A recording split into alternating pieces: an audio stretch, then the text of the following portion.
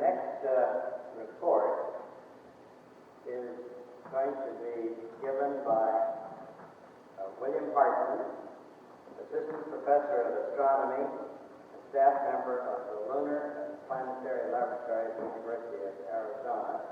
And Professor Hartman is going to speak about historical perspectives, photos of UFOs. I was going to start by saying that although I was co-author of the Colorado report, I don't pretend to represent their point of view, and I can represent only my own experience. And I was going to say that in my experience, the data has been bad, but I must say that in the whole UFO study, my worst experience has been getting from the War Memorial down to this hotel to give this talk. My experience has been that the UFO evidence is bad, and I would like to tell about what we did when we began to study photographic cases, and then I want to go on to the larger problem in general. We went to various people who were supposed to know something about UFOs and asked for their list of very best cases. And from those lists of supposedly strongest cases, we put together a list of cases that we would investigate, again, photographic cases. And I was rather surprised to find that essentially all of these cases fell apart. And I think the strong point here is that these are not just a cross-section of cases. These are supposed to be the very best cases. And my judgment would be that a substantial fraction of the cases now that are listed as strongest cases could be ultimately explained. That's a qualitative judgment based on our experience with the photographic cases. These include classic cases such as Santa Ana and Vandenberg Air Force Base and the Tremont in Utah and Beaver County case. And they're described in the Colorado report. Now, what I'd like to do is break the UFO problem down into two parts. A sociological part, which I think is a fascinating long-term 22-year thing, which is obviously with us, some kind of sociological phenomenon here, and then a possible physical part. If we want to discuss UFOs in a scientific way, I think we have to define terms, and I sometimes think in terms of an alphabetic spectrum when I approach this, that you have UFOs, unidentified flying objects, which can become IFOs, or identified flying objects. If they don't become identified, then possibly they are extraordinary, and even more extreme possibility is some of them might be alien, so there are EFOs and AFOs, if you will. Now, what people come and ask is, are there really any UFOs? And of course the answer is yes, there's thousands and thousands of UFOs. But that's a perfectly understandable fact. That's what we would expect. We know that there are a tremendous variety of human and earthly natural phenomena that will guarantee unexplained reports. So I don't get too excited over the fact that there are some reports, even in the Colorado study, that we can't explain. We know that there are going to be sightings of things in the sky that we can't explain. In fact, we know that the variety of these ordinary phenomena that will create unusual reports is so great that no UFO investigator can anticipate all of them and all of their combinations. That means that we have to expect UFO reports whether there are any extraordinary EFOs or not. And so at that point I have to take issue with people like my friend Jim McDonald, who will speak here later. For example, in testifying at a House hearing on UFOs, he was trying to make the point that there is a body of objects that exist. He said if UFOs really exist, people say, why don't pilots see them? Why don't astronomers see them? So on and so on. And then he proceeded to list examples of pilots seeing them and astronomers seeing them. But it seems to me there's an assumption in there that somehow these are all one class of objects. And I'm saying that no, you can't make that assumption. There are going to be things that pilots tend to see from unusual combinations of ordinary circumstances that will be unidentified to the pilot. There will be kinds of things that astronomers see in their circumstance that will be unidentified to them. Well, Dr. McDonald counters by saying that one can be fooled, of course, but it would be rash indeed to suggest that thousands of UFO cases now on record are simply a testimony to confabulation. My point is, I don't think you can lump the thousands of cases together. I don't think you can say where there's smoke, there must be fire. You have to look at the cases individually. And so I think it is conceivable that all of the UFO reports can be due to mistakes and hoaxes. Now, let me give an example of the kinds of reports that can come out being due to mistakes and hoaxes. I think one of the best was an example of reports hidden away on military bases. During the Colorado Project, we had lots and lots of people coming in saying, well, there are photographs that were made at such and such a base, and they're locked away in a safe someplace at such and such a base. We tried to find some of those, and were generally unsuccessful, although in one case, we were very successful. The one documented story where the person really knew and told us exactly what the film was and when it was taken and where it was one that was described by Dr. Robert Baker in his textbook, Astrodynamics. It occurred during launching of a rocket at Vandenberg Air Force Base, and a peculiar image had been photographed. And from this very detailed information that he gave us, we requested the tracking films from the Air Force, and they came through right away. And we had to get some confidential tracking data to go along with the films, but found out that this was Venus, that the cameras had been tracking on the rocket and had gone past the position of Venus, and you could show that Venus had gone right through the field of view at exactly the time when it appeared on the film. Now, that's a story, but I keep wondering, when I think of that incident, how many rumors of UFOs having been photographed at a military base and then locked away, how many rumors were generated by that incident? Because a lot of people knew about that film, at least a number of people knew about the film. And that story has another ramification. The Vandenberg case was revived during the summer of 1968 when the House Committee on Science and Astronautics called a hearing on UFOs. And they received testimony not from the Colorado Project people, but from other people who were interested in the problem. And among some misleading testimony that they got was an inadvertent, purely innocent statement that, as far as the witness knew, the Colorado Project had not been able to get the films of the Vandenberg case and had not been able to solve this problem, whereas in fact we had gotten the films and the problem was already solved. And I think this is an illustration of the very poor communication in this whole area of UFOs. I think that lack of scientific communication has been one of the worst offenders in allowing a sort of distorted UFO mythology to develop. Well, I don't want to list examples. Anyone can list examples of cases like this. I think what you have to do is try to show exactly how the UFO affair developed if you make the claim that it could have developed purely as a result of hoaxes and mistakes. So let's go back and try to look at the sociological 22-year history of UFOs and see if you can reconstruct a reasonable explanation of how this thing propagated for 22 years without any extraordinary objects at all. Because if there aren't any extraordinary objects, you have to explain how this developed. And this is a historical exercise or sociological exercise, perhaps. Kenneth Arnold reported the first saucers in June of 47. Now that would have to be an honest mistake, presumably.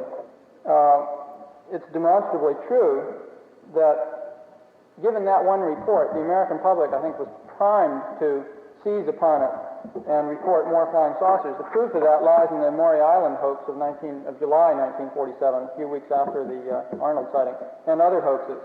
The fact that known hoaxes occurred within weeks proves that some citizens were sufficiently motivated to go to great lengths to claim sightings of these new flying saucers. I don't think this is any strange or new concept. The anthropologist Kroeber pointed out as long ago as 1917 that the acceptance of an idea depends as much on the state of society as on the idea itself. And he pointed as one example in his paper to Mendel's discoveries on heredity. They were made but just sank out of sight when the paper was dropped into the pool of literature, more or less, and were independently rediscovered by three students within a few weeks of each other in 1900, when the time was ripe for this idea to germinate. In the same way, I think the reaction to Arnold's report can only be explained by saying that society was primed for the adoption of flying saucers flying around in the atmosphere.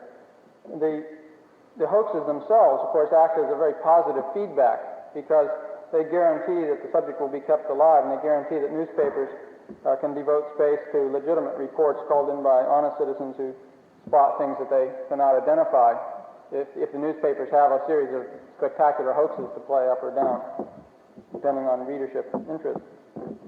Well, so in the summer of 1947, this thing got started in that way.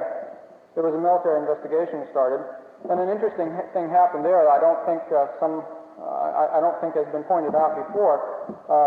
Arnold was talking to representatives of the military investigators during the summer of 1947, sometime after he had reported his sighting. and these investigators were investigating the Maury Island hoax. Arnold talked to them and asked them about photographs, and they told him that there were photographs that were being studied, because indeed photographs had come in. And these military investigators sketched pictures of what the photographs showed that they had at that time.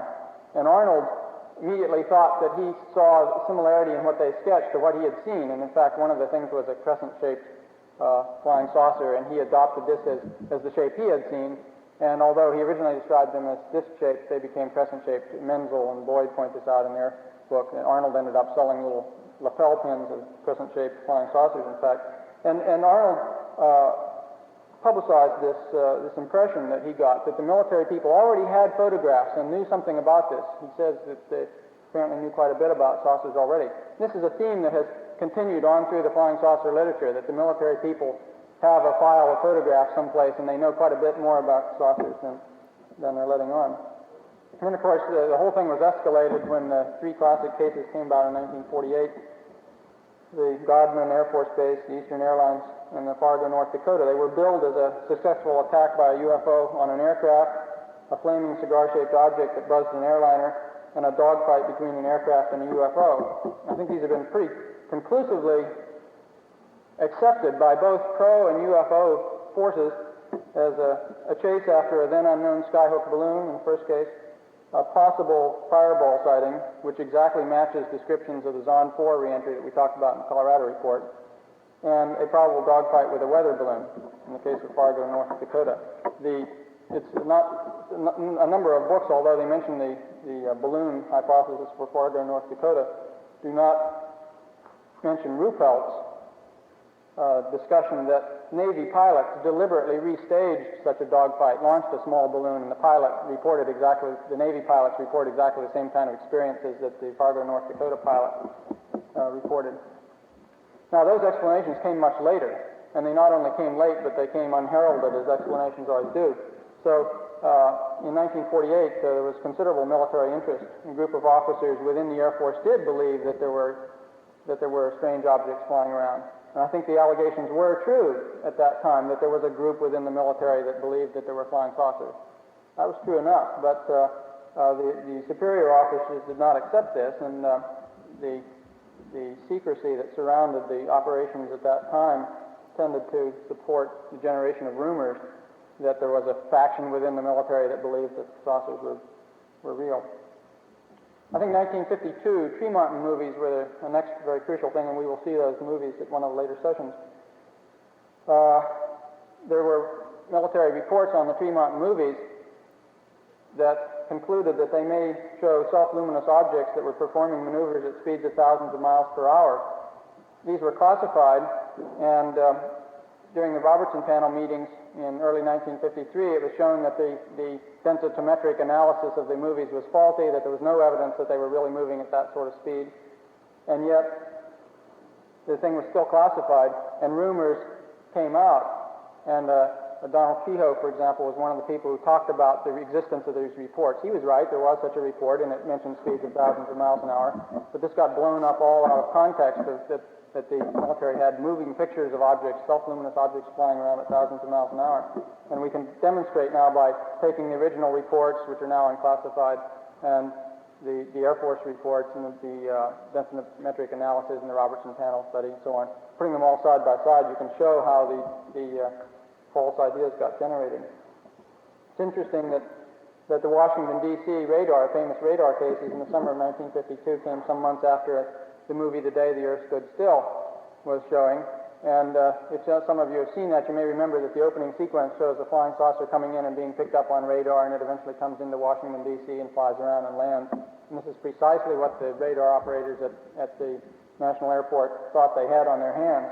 And we know that we can prove that they were highly excited. We can't prove that they were wrong, but we can prove that they were highly excited because we have testimony of simultaneous witnesses, some of whom said they saw a UFO and some saw a star or a meteor, people talking about the same thing. So there was much support for this consistent charge of obfuscation against the Air Force. It helped in the formation of NICAP, for instance. There was an interregnum in the late 50s It was broken in November 1957 with the first Sputnik launching. At that time, the monthly reporting rate of UFOs immediately shot up by a factor of 7. I think this shows that, again, a sociological effect. Space launching, space spectaculars, and UFO reports go up. The second interregnum up into the middle 60s was broken right after the first photography of Mars. The monthly reporting rate shot up again, and when the Mariner pictures were on the front pages, and this gave a chance for the UFO people to demand more action, and I think helped lead to the Colorado report. So, given the fact that a public agency was provided for 22 years to collect these reports, and we can understand that reports were collected, and I think we have documented examples of mistakes and overinterpretations and preconceptions based on science fiction, and rumors and misinterpretations of reports that all help generate this thing without appealing to any extraordinary phenomena at all. I think Walter Sullivan, who will speak later, was right in pointing out in the beginning of the Colorado report that we can really learn something about ourselves, and we can learn something about how ideas are propagated through our society by studying the UFO phenomenon. Well, that's as much as I want to say about the sociological phenomenon. Now we come to the crucial question of was there a physical phenomenon? And that means not were there any UFOs, but were there any EFOs, or were there any extraordinary flying objects? And we have to admit that scientists have tried to explain some of the cases and failed. But again, I want to stress that simply because we have something that we cannot identify, even if we're the best scientists in the world, doesn't prove that there's anything extraordinary there. It just shows that there's something that you can't identify. And that's where we really get into a problem. We have to find cases that really convince us that something extraordinary is going on, not just that there's something unidentified there. And it seems to me that if you look at the cases that have not been explained, you have an interesting selection, at least the way I've selected them. You don't find reports of disc-shaped metal ships and landing gear and things like that. But you often do find luminous objects, dimensions of feet or yards, sometimes reported by radar.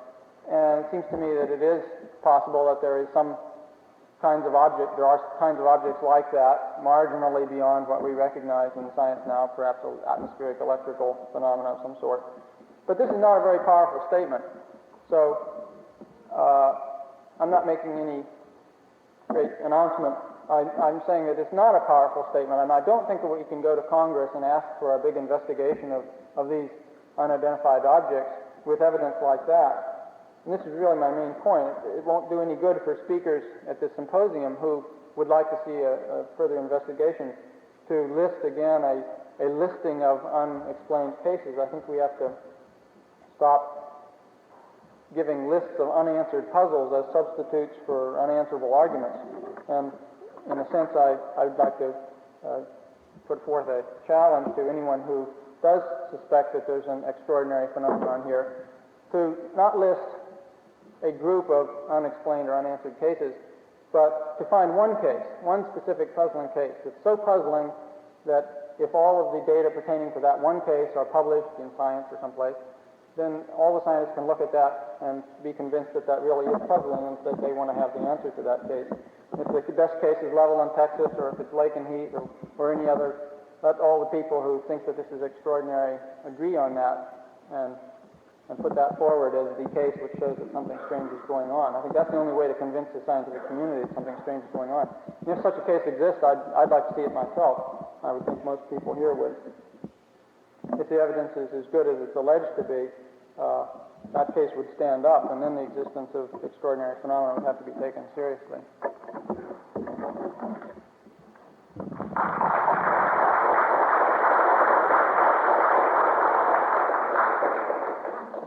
Thank you very much, Professor Hartman.